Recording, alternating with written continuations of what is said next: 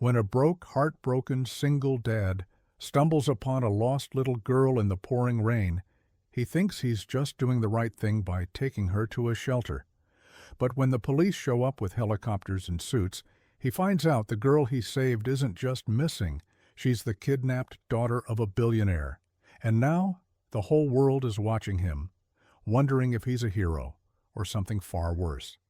Before we dive in, hit that subscribe button and drop a comment. Where in the world are you watching from? Jake stood in front of the open fridge, staring at the three things left inside: half a bottle of ketchup, a bruised apple, and one slice of stale white bread.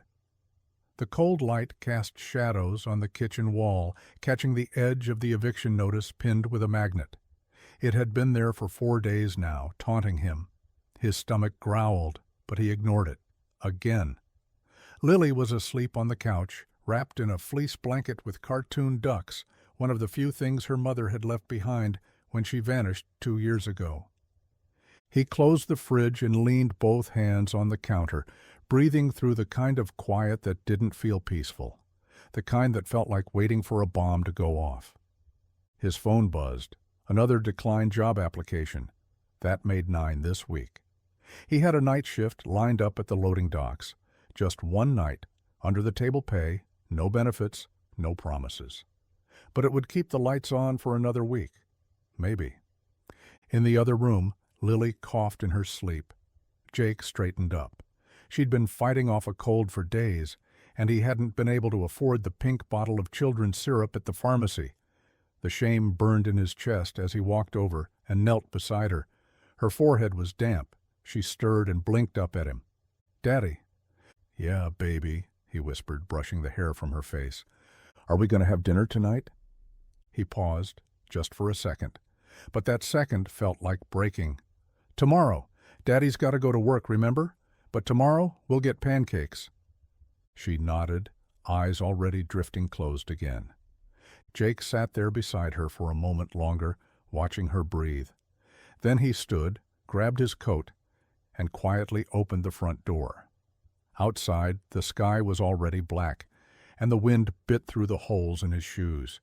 He shoved his hands in his pockets and started walking. He didn't have bus fare, but the docks were only 6 miles away. He'd done worse for less. What he didn't know, what he couldn't have known, was that tonight everything would change. The knock came like a hammer. 3 sharp pounds against the door. Jake jolted awake, heart thudding, unsure if the sound was part of his dream or real. Then it came again, louder this time. Lily stirred on the couch, her small body curling tighter under the blanket. Jake pushed himself up from the floor where he'd dozed off beside her, bones aching from the hard surface. His eyes flicked to the clock on the microwave, 6:17 a.m., too early for visitors, too purposeful a knock for neighbors. He opened the door just a crack. A man in a windbreaker stood on the landing, holding a clipboard and a thick envelope. He didn't look up, didn't smile, just handed Jake the envelope with the kind of practiced indifference that only came from delivering bad news every day. "Final notice. You've got 5 days, then you're out." Jake opened his mouth to argue, to beg maybe, but the man had already turned and walked off down the stairs, his footsteps fading with the wind. Jake stared down at the envelope like it was radioactive. He closed the door, locked it, and leaned back against it. The paper trembled in his hands. Lily's soft breathing behind him felt like the only thing holding the room together. He opened the envelope with shaking fingers. "Final notice. Per your lease agreement, you are required to vacate the premises by—" His vision blurred. He stopped reading. They had no savings, no backup plan, no family to call. His last paycheck barely covered utilities and food, what little of it he could manage. Rent was a luxury. He'd been juggling bills like fire, and now everything was burning down. A quiet sniffle made him turn. Lily had woken up and was watching him from the couch, eyes wide and scared. She was only 6, but she knew too much already. Jake tried to smile, but it cracked at the corners. "Everything's okay, baby," he lied. She didn't respond, just looked at the envelope in his hand. Jake folded it and shoved it into the drawer under the sink with the others. Then he turned on the faucet, pretending to be busy, pretending to have control. But his hands wouldn't stop shaking. The rain came down in heavy sheets, the kind that soaked through clothes in seconds and turned every breath into a cloud of steam.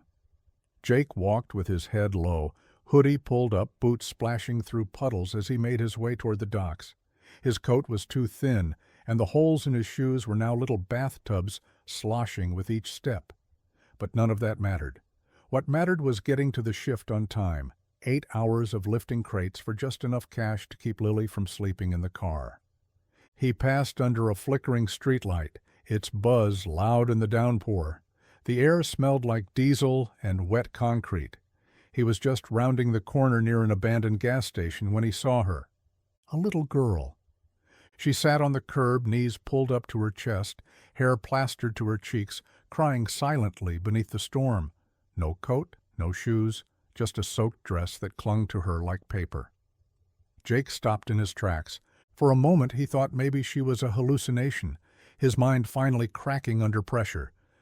But the sound of her shivering sobs cut through the static of the rain. He looked around. No one. No cars. No mother rushing out of a nearby house. No lost dog posters on the poles. Just this girl. Alone. Jake swallowed hard. He couldn't stop. He didn't have time. And strangers meant trouble. She could have been bait or a setup. The city was cruel like that. But she looked up at him, and her eyes, wide and terrified, pulled something raw out of him, something he thought had gone numb. "You okay?" he called out, approaching slowly, cautiously. She didn't answer, just hugged her knees tighter. Her lips were blue. "Where's your mom, sweetheart?" She opened her mouth, but no words came out, only a strangled breath. Jake knelt beside her, ignoring the cold water soaking his jeans. "I'm not going to hurt you," he said gently, "but you can't stay out here. You'll get sick. Come on, let's get you somewhere warm." She didn't move, but she didn't pull away either. That was enough. He took off his hoodie and wrapped it around her tiny shoulders, lifting her in his arms. She weighed almost nothing. As he carried her through the rain, his mind spun in circles. Who was she? Where had she come from? Why hadn't anyone come looking for her? He didn't know, but one thing was already certain. His night had just changed forever. Jake stood outside the shelter's glass doors, rain dripping from his hair, jacket clinging to his back like another layer of skin. The girl, barely more than a bundle of soaked limbs, was still in his arms, shivering against his chest. She hadn't spoken the whole walk over. Not a word, not a name, not even a sound beyond those first quiet sobs. The shelter looked closed. No cars in the lot. Lights dim. He hesitated. The sign above the door read, "Haven House, emergency housing for women and children." He didn't know if they'd even let him in. He didn't exactly fit the mold, but where else could he go with a lost child and no idea what the hell he was doing? He pressed the buzzer, static crackled through the intercom. Then a tired woman's voice answered, "We're closed to intake tonight. Try—" "She's alone," Jake said quickly, loud enough to be heard over the rain. "Little girl. Found her crying on the street. No coat. She hasn't said a word. She's freezing." There was a pause, then a click. The door buzzed open. Inside, the heat hit him like a wall. His boots squeaked on the linoleum floor. A woman in scrubs and tired eyes came around the corner, holding a towel and a clipboard. She froze when she saw them. Her expression shifted from suspicion to alarm. "Where did you find her?" she asked. "2 blocks over," Jake said, carefully setting the girl down on a bench. She was just sitting there, alone. The woman, her name tag read Carla, knelt beside the girl and wrapped the towel around her shoulders. "Sweetheart, can you tell me your name?" The girl looked at her, lips parted, but said nothing. "She hasn't talked," Jake added. "I don't know if she can." Carla nodded and stood. "I'll call this in. She might be a runaway, or worse." Jake stiffened. "Worse?" Carla gave him a look. "We get trafficked kids through here sometimes. Some of them don't talk for days." Jake's stomach twisted. He looked down at the girl again. She was staring at the floor, her small fingers gripping the edges of the towel. Carla reached for the phone. "Stay here. Police will need a statement." Jake glanced at the clock on the wall. His shift was starting. Bills, rent, food, they all blurred in the back of his mind. But he didn't move. Something in his gut told him, whatever was happening now, it was bigger than missing work. It was bigger than rent. The girl sat on the edge of a plastic chair, Carla's towel still wrapped around her like armor. Her feet dangled above the tiled floor, toes curled and pale, marked with little cuts like she'd been running barefoot for miles. Her hair hung in damp strands across her face, and her arms were locked tight around her stomach. Jake sat across from her, hands resting on his knees, heart beating like a drum inside his chest. He'd tried everything, jokes, soft questions, even offered the peanut butter crackers he'd had in his coat pocket. Lily's favorite. Nothing. She wouldn't look at him, wouldn't look at anyone. Carla came back with a different staff member, a younger guy named Reed. They whispered near the hallway, but not quietly enough. Jake heard enough to know what they were thinking. Abduction, trauma, maybe abuse, and then police. "You sure she didn't say anything?" Carla asked, walking back toward Jake. "Not a word," he said. "Won't even nod, yes or no." "No ID, no tags in her clothes, nothing," Carla muttered. "Could be a runaway. Or worse, someone dumped her. That happens more than people think." Jake didn't know what to say to that. The idea that someone could just leave a child, discard her like trash, made his jaw clench. Reed returned with a phone in his hand. "They're sending someone from Missing Persons. Said there's been chatter about an Amber Alert, but nothing official yet." Jake sat back, something sharp twisting in his gut. "You think she's one of those?" Carla looked at the girl and sighed. "She's definitely someone's, and someone's out there losing their damn mind right now." The girl flinched at the word damn. Jake caught it, a twitch of her eyes. He leaned forward. "Hey," he said, voice low and calm. "You don't have to talk, not yet. But you're safe now, okay? You're inside. No one's going to hurt you here." The girl's eyes lifted for just a second, met his, and then dropped again. It was like staring into a locked door. But behind it, there was something.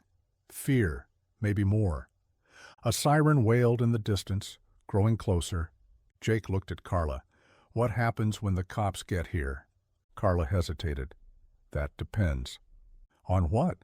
"On who she is."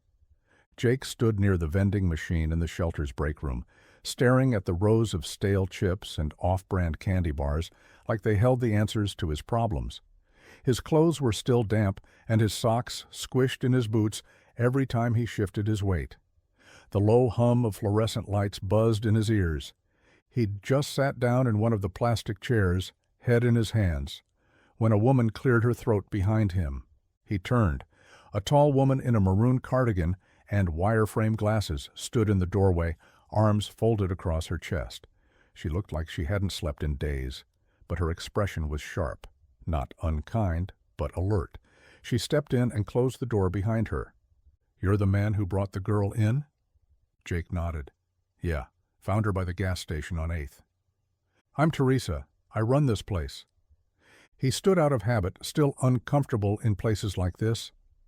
Jake Mercer." Teresa looked him up and down, not judgmentally, but like she was doing math in her head. "You did a good thing," she said, "but I want you to understand something." Jake frowned. "Okay. This isn't over. When you involve the police, especially with a child that doesn't speak, with no ID, you're stepping into something you can't control. You're part of the story now, whether you meant to be or not." "I just found her," Jake said. "That's it." Teresa shook her head. "Doesn't matter. If she's connected to something big, and you're the one who brought her in, they'll look at you. They'll dig into your life, your history, everything. You have a kid, right?" His chest tightened. "Yeah, Lily." "Then be careful, Jake. These things get messy, fast. People think doing the right thing always leads to the right outcome. But sometimes The right thing turns your whole life inside out. He didn't say anything, because he knew she wasn't wrong. She stepped toward the door, then paused. "We'll help the girl, but you, keep your head down. You don't want to be in the middle of this if it blows up."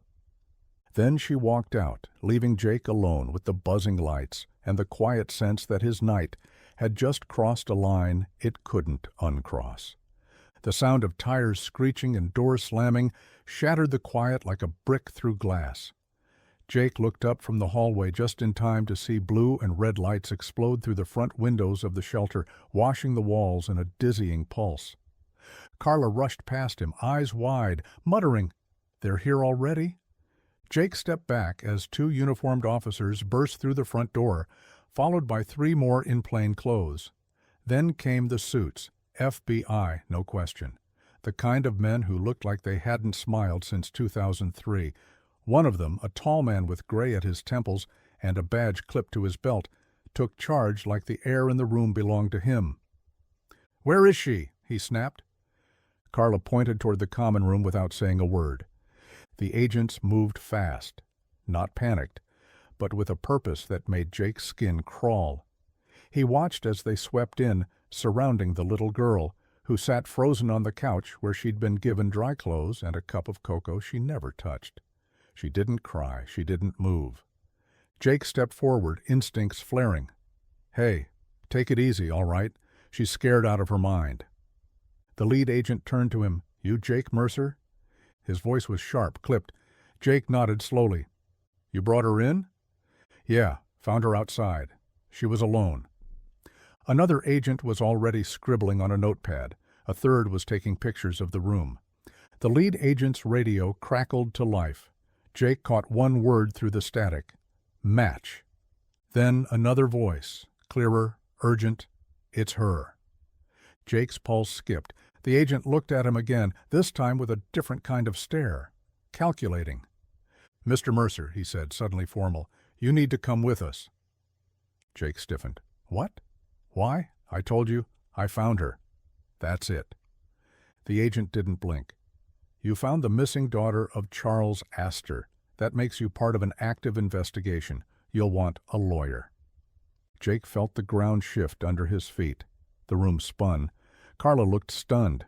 Reed had backed into the hallway like he wanted nothing to do with any of it. The girl still didn't speak. She just stared at Jake. And for the first time, something in her eyes looked like recognition. Jake sat in the cold, windowless room with fluorescent lights that buzzed just enough to make his head throb. Across from him, an agent, this one younger, clean-shaven, wearing a suit that looked like it belonged to someone else, flipped through a thick folder. Every so often, he glanced up at Jake like he was waiting for a confession that hadn't even been asked for yet. Jake's knee bounced under the table. He hated this kind of silence, the kind that felt like a setup. The door creaked open. The first agent, the one with the gray in his hair, walked in, holding a tablet in one hand and a still-wet umbrella in the other. Rain dripped onto the linoleum as he shut the door behind him. Jake sat up straighter. "Am I under arrest?" The agent didn't answer right away. He tapped the tablet, turned it around, and slid it across the table. On the screen was a photograph, a professionally shot image, a girl with auburn hair, eyes a little too large for her face, smiling beneath a halo of warm sunlight. Her name was printed in bold letters beneath the picture, Emily Grace Astor, age 6, missing 17 days. Jake looked at the picture, then back at the agent. "No," he said quietly. "That can't be her." "It is," the agent replied. "Facial recognition confirmed it. Prints match. DNA will take longer, but we won't need it." Jake leaned back in his chair like he'd been hit in the chest. The girl from the street, the one who hadn't spoken a word, the one clinging to the blanket like it was the last safe thing on earth.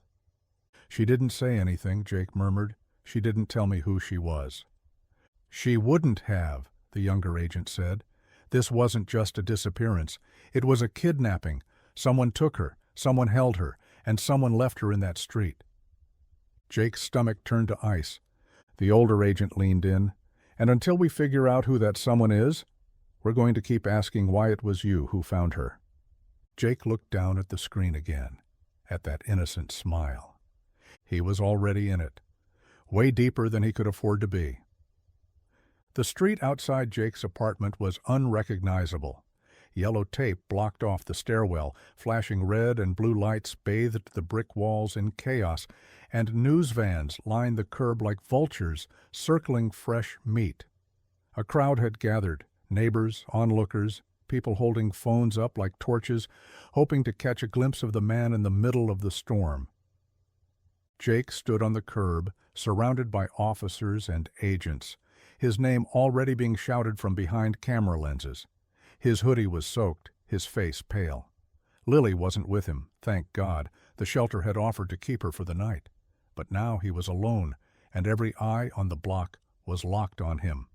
There he is. "Jake Mercer, are you a hero, or are you hiding something? What was a billionaire's daughter doing with a broke dock worker?" He wanted to scream, to yell that he didn't know, that he hadn't asked for any of this. But even that felt like a trap now.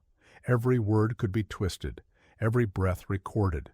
So he kept walking, jaw tight, fists clenched. A reporter shoved a mic toward his face. "Did you know who she was when you found her?" Jake didn't answer. A flashbulb popped inches from his eyes. Another reporter, this one with slicked hair and a rehearsed expression, raised his voice for the cameras. "Jake Mercer, 32, single father, unemployed, currently behind on rent. Tonight, he's either being hailed as a good Samaritan or looked at as a man who might know more than he's telling." Jake froze. That last part wasn't just commentary, it was bait. The kind that could ruin him, that could cost him Lily. He looked at the cops, at the agents standing behind them like stone statues. None of them stopped the circus. None of them corrected the headlines. His landlord stood near the door, arms crossed, a smirk just barely hidden. Jake didn't need to guess what was coming next. The eviction notice hadn't expired yet, but now it didn't have to. Publicity like this? It was a gift to a man looking for an excuse to clear out a broke tenant. Jake stepped through the door, heart pounding, cameras flashing behind him like lightning. And all he could think was, how fast can everything fall apart? Jake sat in the principal's office, hands clenched so tight in his lap that his knuckles had gone white. Across from him, Mrs. Feldman, the assistant principal, folded her hands neatly on the desk. Her tone was gentle but practiced, like she'd delivered this exact conversation a dozen times before breakfast. "Jake, I know this is a lot, but we have to talk about what happened today." He didn't respond at first, just stared past her at the window, where the clouds outside were low and heavy, pressing down on the city like a threat. His leg bounced. His throat felt tight. Mrs. Feldman cleared her throat and tried again. "Lily was cornered in the cafeteria this morning. 3 boys, 5th graders. They started asking her if her dad stole a rich girl, called her kidnapper's daughter. One of them pushed her down." Jake blinked, slowly, then, finally, met her eyes. "Did anyone stop it?" "The lunch staff intervened, but the damage was done." He stood up too fast. The chair scraped loudly across the floor. "I'm pulling her. She's not going back there." Mrs. Feldman raised a hand. "Jake, please sit. There's more." He sat, but barely. Every muscle in his body was lit like a fuse. She slid a paper across the desk. "We've received a formal inquiry from Child Protective Services. Given the media attention, the rumors, and your current housing situation, they're reviewing your custody arrangement." For a second, the room spun. "They're what?" "They haven't made any decisions yet," she said quickly. "But someone filed a report anonymously. That's all we know for now." Jake pushed back from the desk, standing again, chest heaving. "I found a lost kid. I did the right thing. And now my daughter's getting shoved around in school and I'm being looked at like I'm a threat to her?" "I know it's unfair," she said softly. "But this is how these things go. The more attention something gets, the more questions people ask." Jake turned without another word, storming out of the office and down the hallway. Every step echoed with rage and fear. He'd done nothing wrong, but that didn't matter, because now the system had its eyes on him, and they were watching everything. Jake had barely closed the gate to the shelter parking lot when the black SUV screeched to a stop in front of him. The door flew open before the engine even died. A man stepped out, tall, polished, shoulders squared like he was carved from glass and money. Charles Astor. Jake recognized him instantly. He'd seen that face plastered on every TV screen and tablet for days.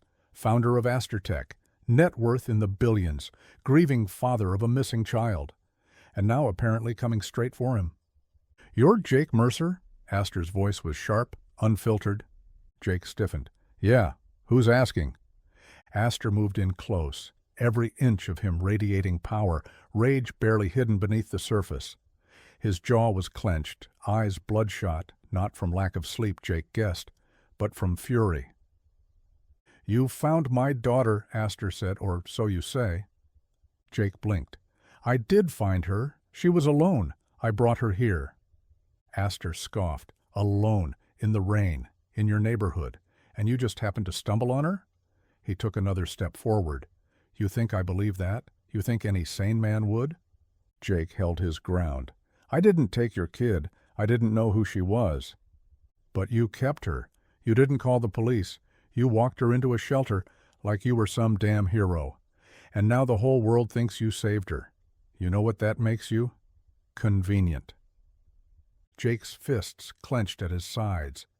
"I did what anyone should have done. She was scared. She wasn't talking. I brought her somewhere safe." Astor's eyes narrowed. "Or maybe you were waiting for something. A ransom, maybe? A reward? Or did someone pay you to keep her quiet?" Jake felt the heat rise in his face. "You've got no idea what I've been through. I didn't ask for this. I don't care about your money." "No," Astor said, stepping back. "You care about something else. And whatever it is, I'll find it. And when I do, I'll make damn sure you regret dragging my daughter into it." He turned, got back in the SUV, and the door slammed shut. Jake stood frozen as the engine roared away, the echo of the confrontation ringing louder than the rain.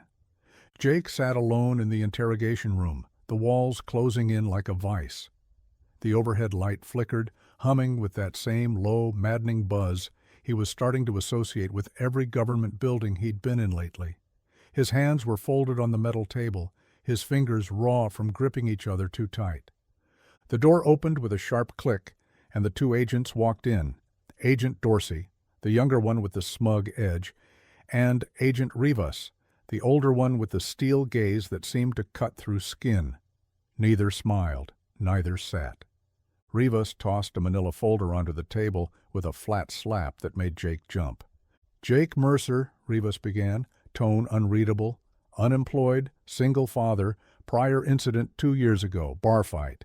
And now you just happen to find the missing daughter of the wealthiest man in the state, 2 blocks from your apartment?" Jake exhaled slowly. "I already told you everything. I didn't know who she was. I just saw a scared kid in the rain." Dorsey paced behind him like a shark that smelled blood. "You didn't call the police. You walked her into a shelter and left your name at the desk. Why not call 911 right then and there?" "I thought she might have been a runaway," Jake said, voice tight. "Or abused. I figured the shelter knew what to do." "You figured?" Dorsey repeated. "Because that doesn't sound like someone thinking clearly. That sounds like someone trying to control a narrative." Jake slammed his fist on the table before he could stop himself. "I'm not controlling anything. I did what I thought was right." There was a silence after that, tense, long enough to make Jake regret raising his voice. Rivas sat down, opened the folder, and slid out a photo. It was of Jake walking down the street that night, the little girl wrapped in his hoodie, her face turned away from the camera. "You were being followed," Rivas said. "Did you know that?" Jake's stomach dropped. "What are you talking about?" "We found the footage. Someone was trailing you both. So either you're being framed or you're part of it. And we're going to figure out which one it is." Jake swallowed hard. His mouth was dry, and for the first time, he realized they didn't believe him. Not fully. Maybe not at all. The room was quiet except for the soft ticking of the wall clock. Jake sat on the edge of the cot in the corner, elbows on his knees, watching the little girl across from him. She was curled up in the oversized armchair, knees tucked to her chest, eyes fixed on a tear in the carpet. Emily. That was her name. He'd heard it 100 times over the last 3 days, from the agents, the press, the missing posters they kept showing him, like he'd forgotten who she was. But she hadn't said a word. Not to them, not to anyone. Not until now. Jake rubbed a hand over his jaw. He was so tired it hurt to blink. "You want water? I think they've got juice, too." Emily didn't respond.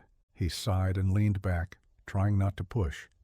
She'd been through more than he could imagine, and every time someone tried to ask her questions, she shrank deeper into herself.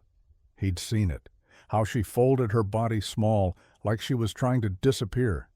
But something about tonight felt different.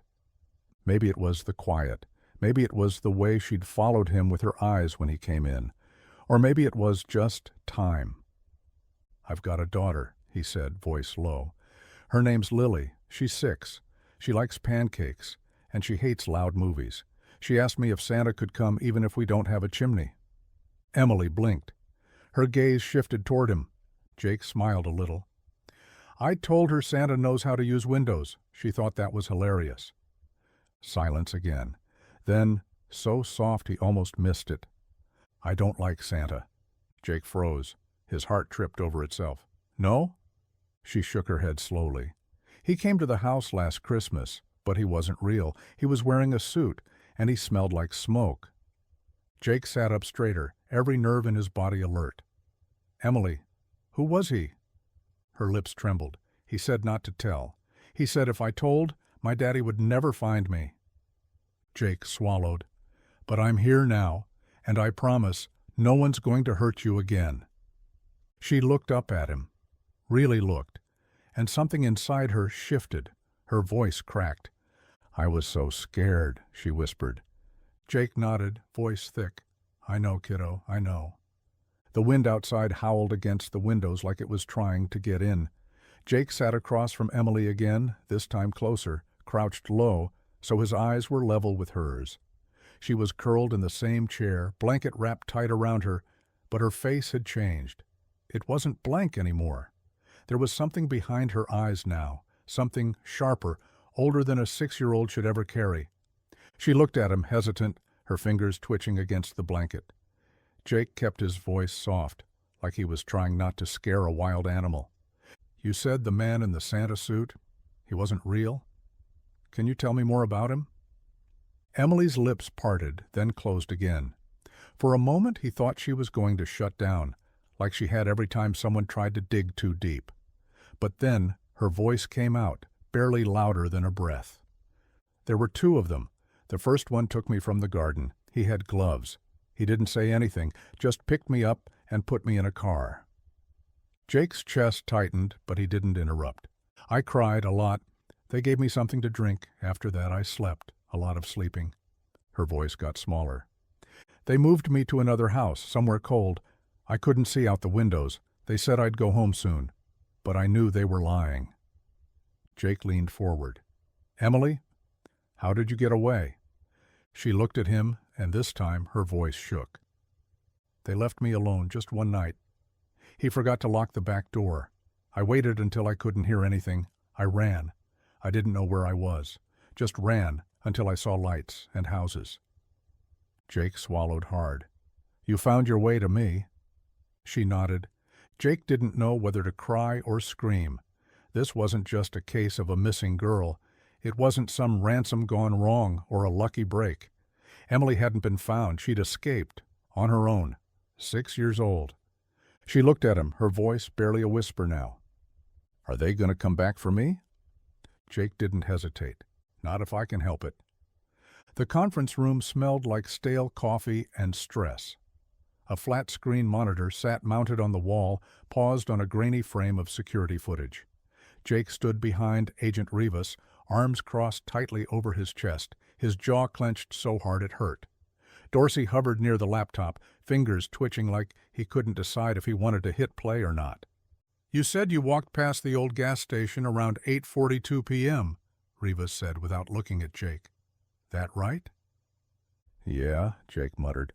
That's when I saw her. Rivas nodded, then gave a subtle nod to Dorsey. The footage began to play.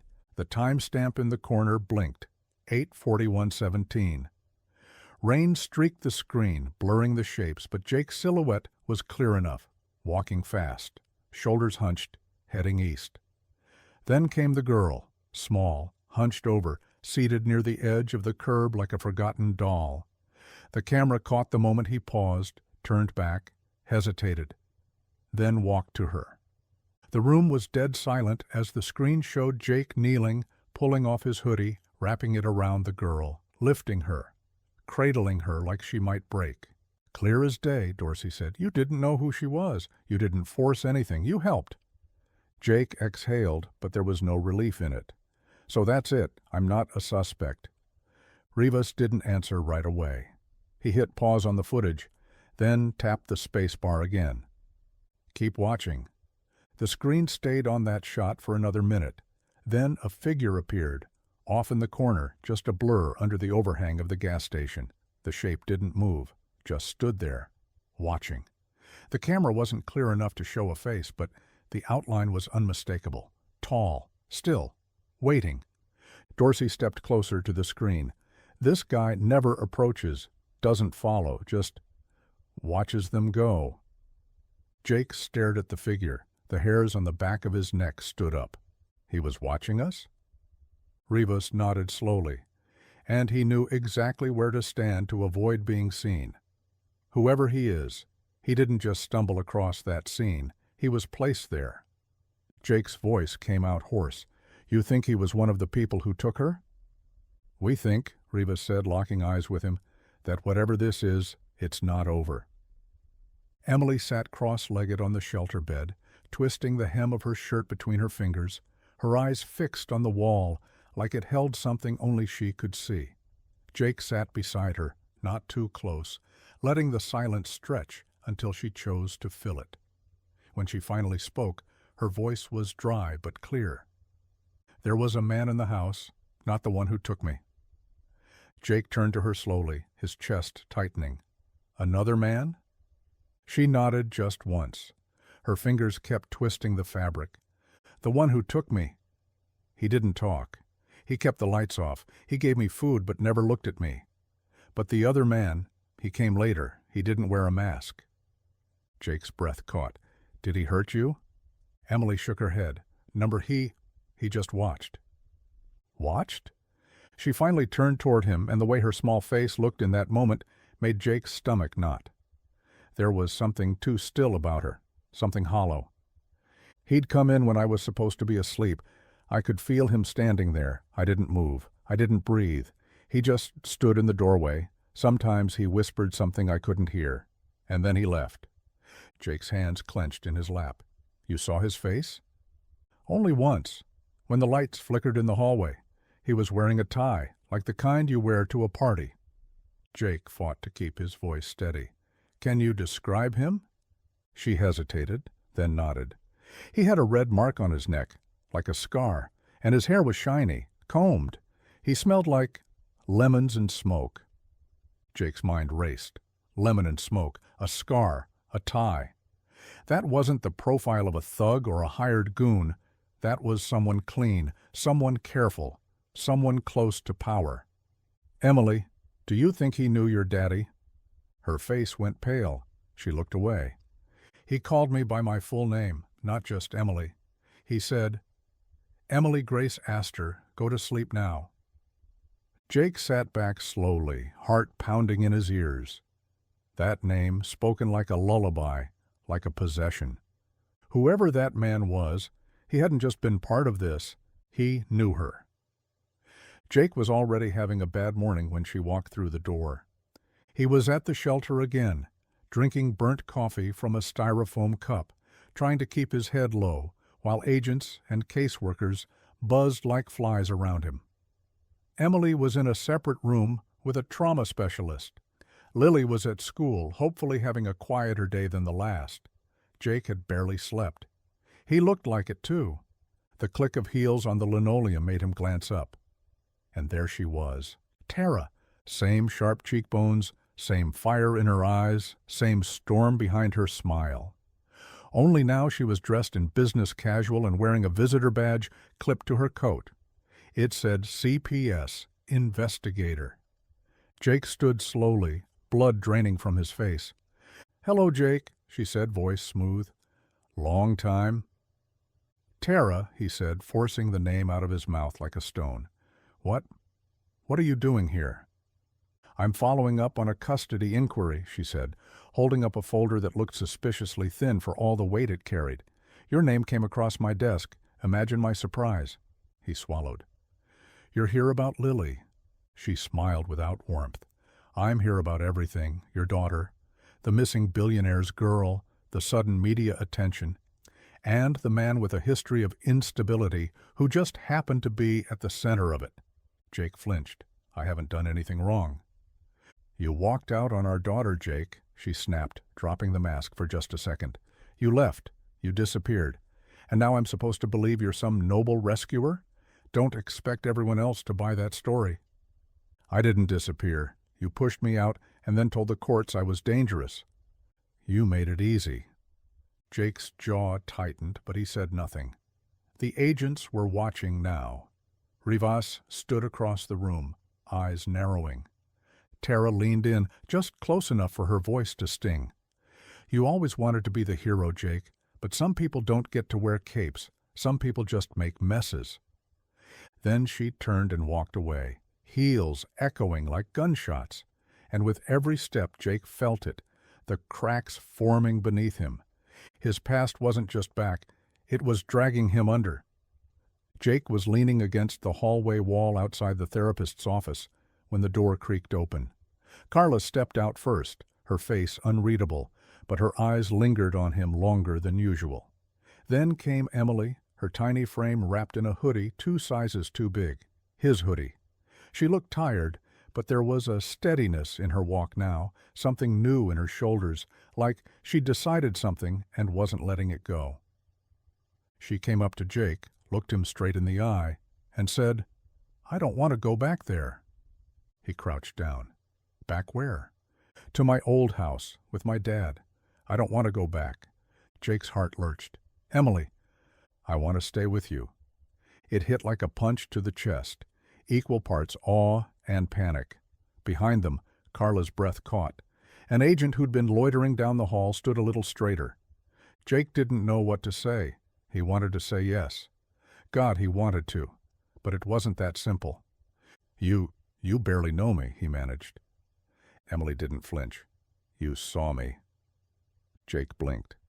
"What do you mean?" "When I was on the curb," she said, "no one else stopped, just you. You saw me like I was real, not like I was lost or broken." He swallowed hard, forcing the emotion down like broken glass. Carla finally stepped in. "Jake, she told the therapist she felt safe with you. That matters. But you have to understand. Her father's not just a parent. He's a billionaire with lawyers and power and the media on his side. If you don't tread carefully, this doesn't end with you being her guardian. It ends with you in court. Or worse." Jake stood, hands shaking. Emily was still looking up at him, trust written in every line of her face. He looked at Carla. "What happens if I say yes?" "You'll be challenging the Astors, the state, maybe even the FBI." Jake looked down at Emily again, and she took his hand, small fingers curling into his. "I don't care," he said. "If she wants to stay, then she stays." Carla let out a breath. "Then God help you, Jake, because the war's just begun." The man looked like he was carved from stone, broad shoulders, buzz cut, tailored black suit that barely hid the muscle underneath.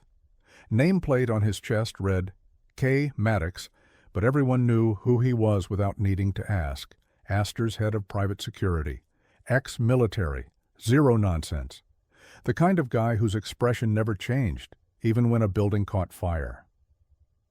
Jake sat across from him at the long conference table, feeling every crack in his own voice as Maddox just stared, quiet, impenetrable. Agent Dorsey stood near the door, arms crossed, tapping a pen against his thigh in rhythm. It was supposed to be an informal meeting, just a conversation, but it felt more like an ambush. "So let me ask it again," Jake said, leaning forward. "You were head of security the night Emily disappeared. You were on shift. How does a 6-year-old vanish from under your nose?" Maddox didn't blink. "I wasn't on the estate that night. I was reassigned to oversee a satellite site." Jake scoffed.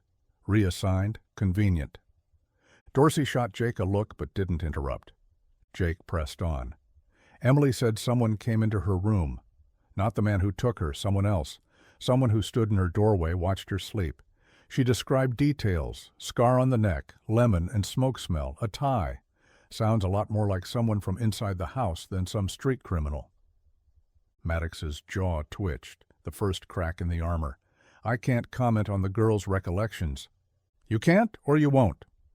Maddox's eyes turned cold. "I have signed confidentiality agreements. I've been instructed not to speak on internal family matters or employee movements during the investigation." Jake stood, hands on the table. "You're telling me a child was taken and you're worried about contracts?" Maddox didn't move. "My job is to protect the family. That includes their privacy." Jake shook his head, heat crawling up the back of his neck. "If you were really protecting them, she never would have gone missing." He stormed out, heart pounding. Behind him, Maddox didn't follow, didn't say a word. But Jake saw it, in the way the man's hands clenched under the table. He knew something, and he was terrified someone would find out. Emily sat at the table, her small hands moving with surprising precision as she dragged a crayon across the paper. The edges were smudged, but the lines were confident, deliberate.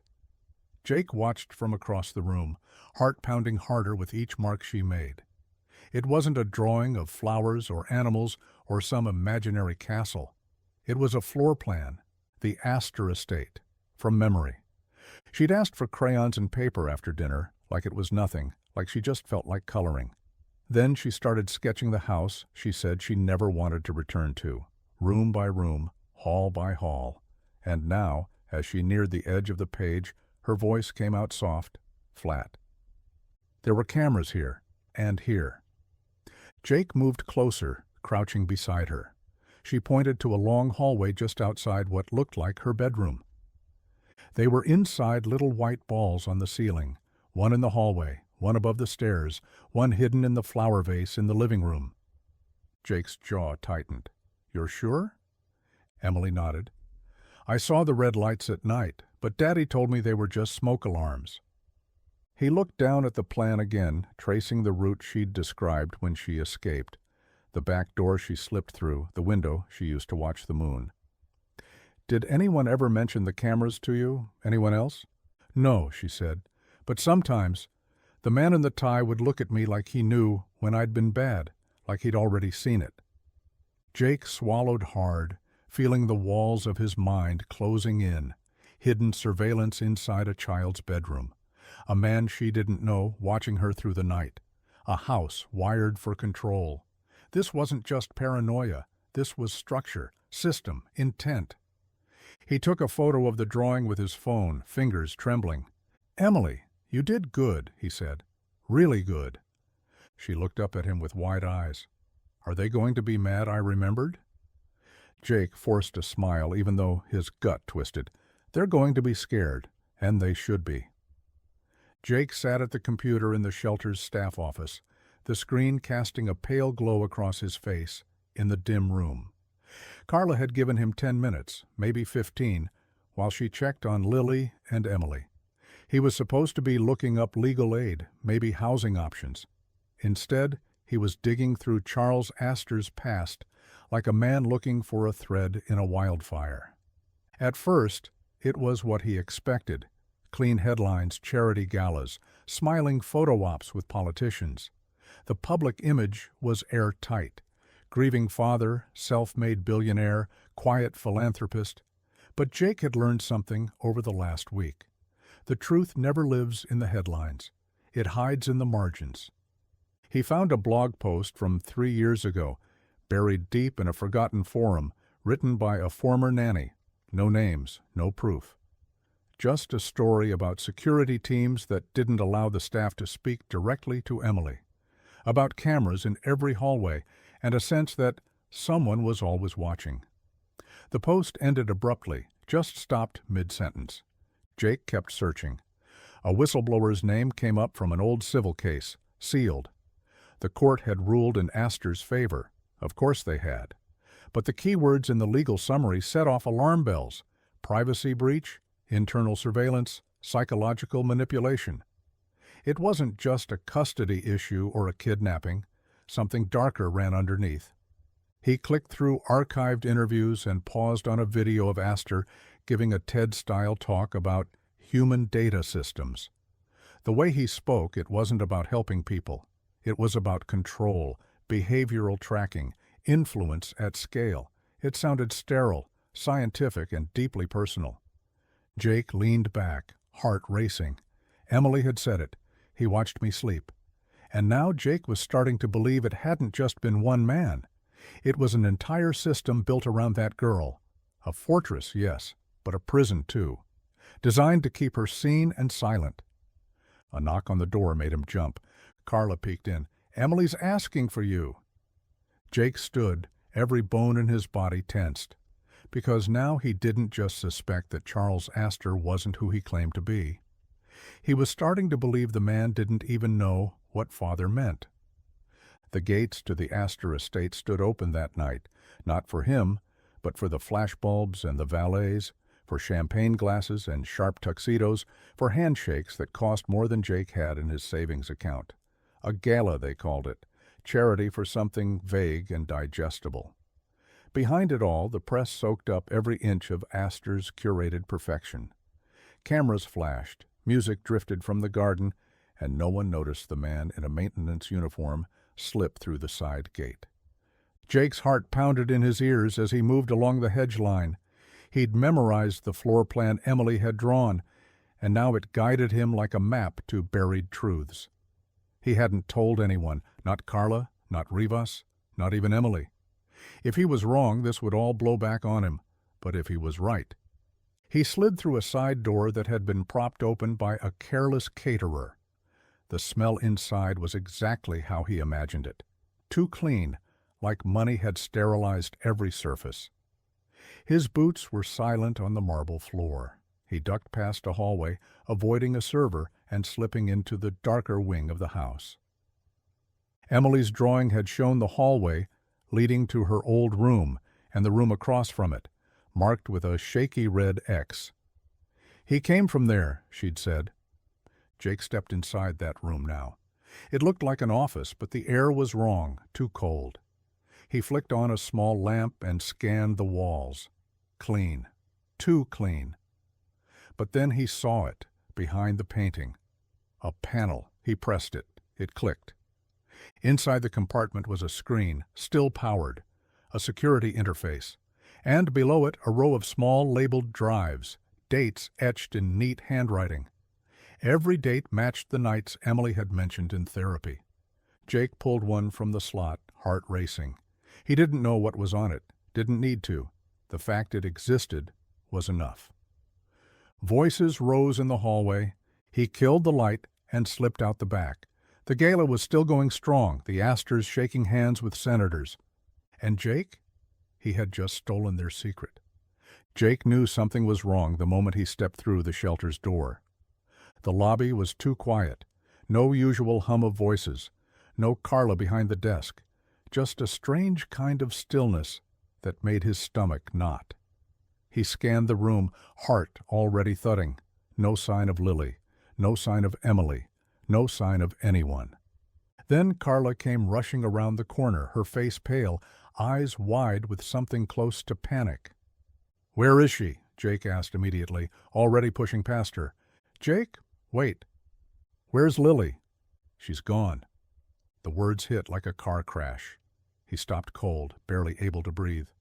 "What do you mean, gone?" Carla grabbed his arm. "She was in the playroom with one of the new volunteers. I stepped out for 2 minutes. When I came back, empty." Jake shook his head, trying to process. No, she wouldn't just leave, not without telling me. I know that, Carla said. That's why I called the police already, but there's something else. She handed him an envelope. No name, no markings, just cream-colored paper folded once. Jake tore it open with shaking hands. Inside was a note, typed, no signature. Return what you took, or we take what matters most to you. His vision blurred, rage flooding every corner of his body. They have her, he said, voice barely more than a whisper. They took my daughter. Carla covered her mouth. Jake turned in a slow circle, the shelter spinning around him. He felt the walls closing in, the noise from the street outside muffled by the roar in his ears. Whoever had taken Emily, they weren't finished. They were watching, and now they'd gone for the one thing Jake couldn't live without. Lily. She was 6 years old, sweet, soft-spoken. She still asked if the moon followed her at night. She was Jake's whole world, and now she was gone. Jake crushed the note in his fist. This wasn't a warning. It was war. The road was nothing but dirt and broken asphalt, the kind of place you wouldn't find unless you were looking for something no one wanted you to see. Jake's hands gripped the steering wheel so tight his knuckles were white, eyes locked on the GPS signal blinking weakly on the burner phone Carla had slipped him. No address, just coordinates and a message from an encrypted number. She's here. You have one chance. Emily sat in the passenger seat, legs pulled up, face pale and focused. She hadn't said much since they left the city, but she clutched the USB drive tight in her small hands. The footage, the one Jake had pulled from Astor's hidden office, the one that proved everything. You sure this is the place? Jake asked, voice low, eyes flicking toward her. Emily nodded once. This is where they took me first, before the house. I remember the smell. Jake didn't ask what smell. He didn't want to know. The warehouse loomed ahead, rusted and silent, surrounded by scrub grass and broken fencing. No lights, no guards, just shadow. He killed the engine 100 yards out and stepped into the cold. Emily followed, silent as a ghost. Every step crunched gravel underfoot, and Jake's breath fogged the air as they approached the side entrance. A padlock dangled from the door, already broken. Someone's been here, he whispered. Emily stayed close behind him as they slipped inside. The warehouse was huge, hollow, and dead quiet. Moonlight spilled through shattered windows, painting pale shapes across the floor. In the far corner, a single light bulb glowed. A generator hummed nearby. Jake raised the flashlight in his hand, sweeping the beam across crates, shelves, plastic tarps. Then he saw it. A small shoe, pink, Velcro straps, lilies. Jake's breath caught. She's here. From somewhere deeper in the dark, a voice echoed out, flat, mechanical, distorted through a speaker. You brought the girl. Good. Let's finish this. Jake grabbed Emily's hand. No more running, no more hiding. He was getting his daughter back, whatever it took. The voice that greeted them from the shadows wasn't Astor's. It didn't have the sharp arrogance or calculated calm Jake had come to expect from the billionaire. This voice was colder, slicker, a snake wrapped in silk. Jake stood frozen in the center of the warehouse, Lily cradled against his chest, her small arms wrapped tight around his neck. She was safe, shaken, but alive. He'd found her locked in a back room alone, a single camera watching her like prey. Emily stood just behind him, her hand clenched in the fabric of his jacket. From the darkness, a man stepped forward. The overhead light caught his face. Not Charles. Victor Astor, the younger brother, the one always in the background, quiet, dutiful, clean-cut, the CFO. The man behind the curtain of Charles's empire. Jake had seen him once at the press conference, standing stiffly behind his brother like he barely existed. Now he looked alive, almost excited. I didn't think you'd actually make it, Victor said, smoothing the sleeves of his coat. But I suppose desperation is a powerful motivator. Jake stepped back, body shielding the girls. You were behind this. Victor tilted his head. Of course I was. Do you really think a tech giant like Charles Astor could be dismantled from the outside? No, It had to come from someone close, someone who knew the blind spots, the camera loops, the guards who could be bought. Jake's stomach turned. She's your niece. Victor's smile vanished. She's a liability. Charles was never going to hand anything to me, not while she was in the picture. She's the crown jewel, the future of the company. And after what I orchestrated, the board would have no choice but to put the pieces in my hands. Emily flinched, stepping closer to Jake. You staged her kidnapping, Jake said, then planned to find her when it was safe, make yourself the hero. Victor's eyes glittered. It would have worked if she hadn't run, if you hadn't stuck your nose where it didn't belong. Jake tightened his grip on Lily. Victor took a step forward, and Jake realized something. This wasn't just about greed. It was obsession, control. Victor hadn't just wanted the empire. He wanted to erase everything standing in his way, even family. Jake ran. Lily clung to his chest, arms locked around his neck, face buried in his shoulder. Her tiny heart pounded against his, a frantic rhythm that pushed him faster through the dark maze of crates and scaffolding. Behind them, Victor's voice echoed through the warehouse, no longer calm, shouting, unhinged. Don't make this worse, Jake. You don't know what you're doing. But Jake did know. He knew Victor had orchestrated the whole thing, used his own niece as leverage in a sick corporate game. And now he was going to bury the truth if Jake didn't make it out alive. Emily kept pace beside him, barefoot, silent, focused. She didn't cry, she didn't panic, she just moved, gripping the flash drive with the surveillance footage like it was a lifeline. She had memorized every hallway, every blind spot, every locked room. He has a car out back, she whispered. He always had an exit plan. Jake nodded. His legs burned, lungs screamed, but he didn't stop. Not with Lily in his arms, not with the proof in Emily's hands, and not while Victor was still behind them. They reached the service door just as headlights swept across the far wall. Victor's SUV, engine already running, a hired driver waiting. Jake kicked the door open and stumbled out into the gravel. The cold night slapped him in the face. He saw the figure in the driver's seat reach for something. Gun? No time to think. Jake ducked behind a rusted dumpster and slid Lily to the ground, shielding her with his body. Stay down. Don't move. He looked at Emily.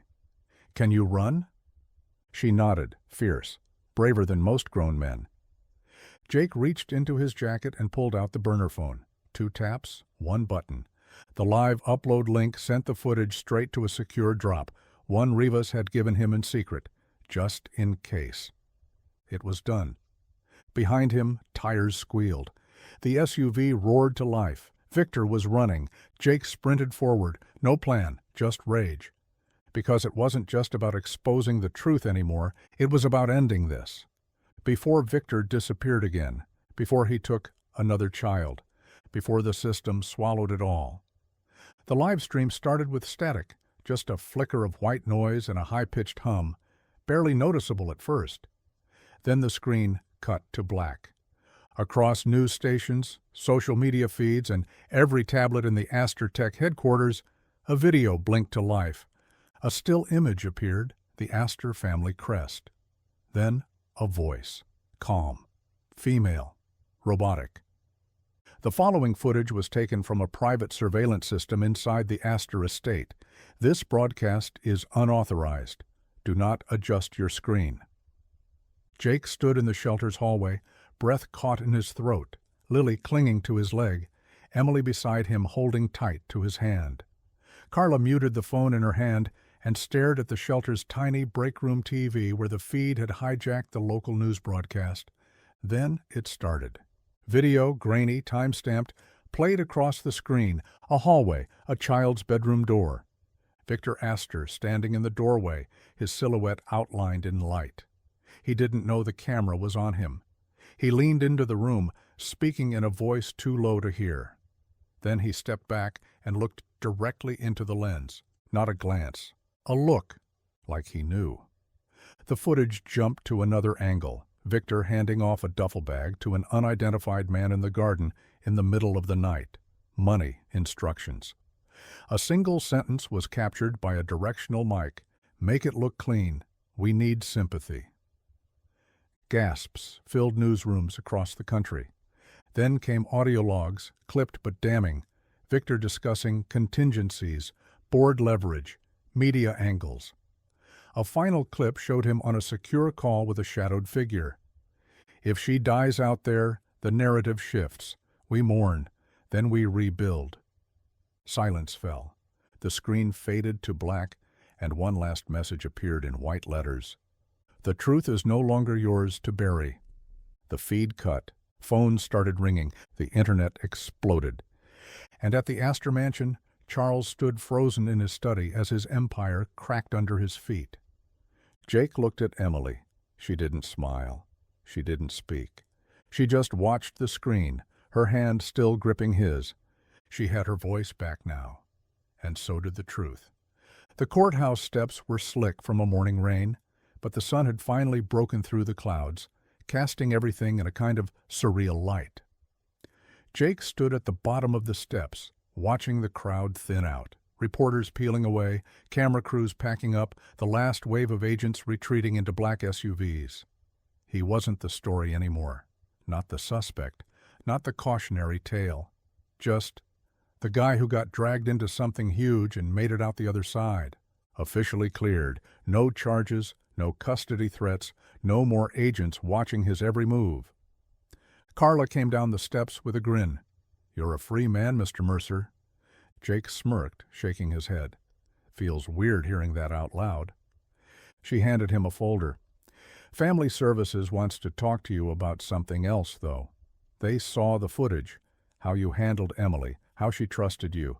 They're impressed. A nonprofit's looking for community advocates, people who've lived it. They want to offer you a job." Jake blinked. "Me? Working for the system?" "Maybe helping fix it," she said. "One story at a time." He laughed, quiet and disbelieving. "I'll think about it." From across the lot, Lily came running, arms out, her hair bouncing in the wind. Jake dropped to one knee just in time to catch her. She squealed with joy, face buried in his neck. Then Emily walked over, quiet as always, but something different in her eyes now. Peace, safety. She held a small stuffed dog in her arms, the one Lily had given her at the shelter. Her social worker waited by the car behind her. Emily was going back to her mother's side of the family, an aunt in Oregon, someone trustworthy. It was good. It was safe. Still, Jake's chest ached. Emily stopped in front of him and Lily. "Do you have to stay here?" she asked Lily. Lily shook her head. "We can call. Dad said you can visit." Emily's eyes flicked to Jake. "Dad?" Jake froze. Then she stepped forward and hugged him, tight, full of all the words she still didn't know how to say. "Bye, Dad," she whispered. Jake closed his eyes, swallowing the lump in his throat as he held both girls close. New beginnings didn't always come clean, but this one felt real.